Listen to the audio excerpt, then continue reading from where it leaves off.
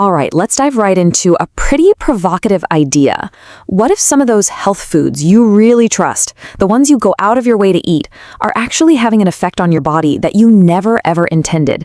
Today, we're going to break down those claims and really see what's behind this so-called hidden estrogen effect. I mean, it's a totally fair question, right? You're trying to do everything right. You're eating clean, maybe you're choosing more plant-based options, but could those exact choices be, working against your body's natural balance? Let's dig in. So here it is. This is the central claim from the source material we're looking at. And it's a bold one for sure. It really zeroes in on one specific hormone, estrogen. The argument is that two very common, very healthy foods could be cranking your levels up.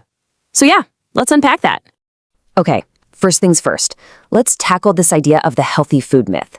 The whole concept here is that we really need to look past the pretty packaging and the marketing buzzwords and try to understand what's actually going on at a chemical level inside these foods.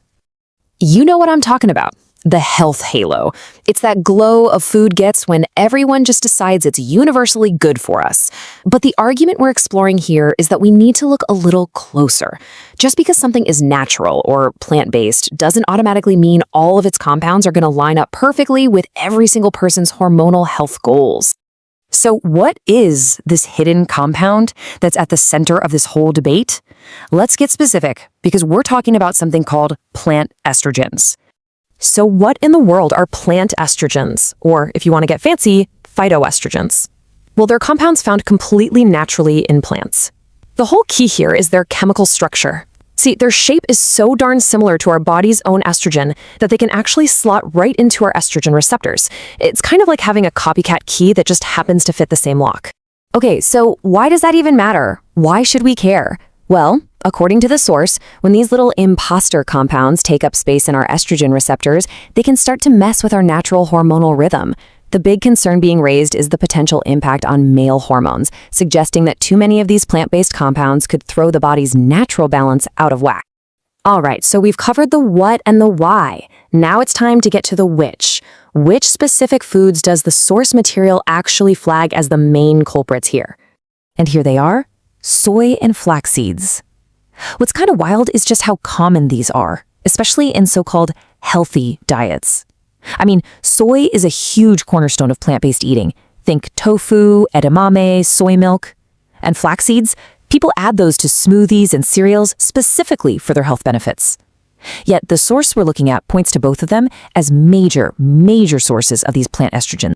But look, this isn't all doom and gloom. This isn't just about pointing out a potential problem. The source also lays out a really clear, actionable solution.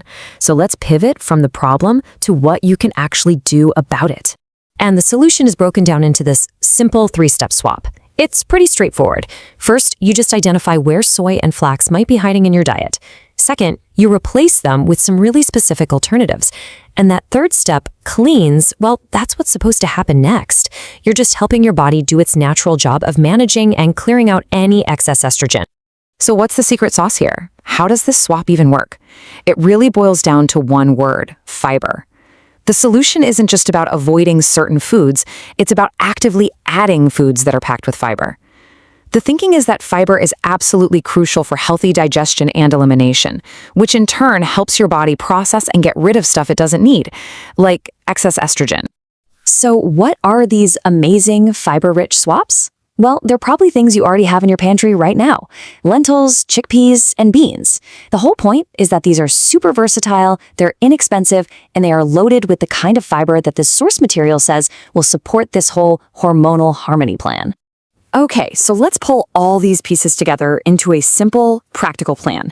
This is the real takeaway that turns all this theory into a guide you can actually follow. This chart really lays it all out, nice and clear. So instead of that tofu stir fry, maybe think about making some hummus with chickpeas, or even just some roasted chickpeas for a snack. Instead of tossing flax seeds in your smoothie, maybe have a hearty lentil soup for lunch. The idea here is to focus on these really simple, direct replacements. And that's really the bottom line of this whole thing. It's not about being afraid of food. Not at all. It's about being a smart, informed eater. It's just a reminder to look past that health halo and actually understand the specific things that make up what we're eating. And More importantly, how they might interact with our own unique bodies. So we'll leave you with this final thought to chew on. Now that we've kind of put soy and flax under the microscope, what other foods out there with a big, shiny health halo might be worth a second look? It's a pretty powerful question to keep in the back of your mind as you try to figure out the crazy world of nutrition.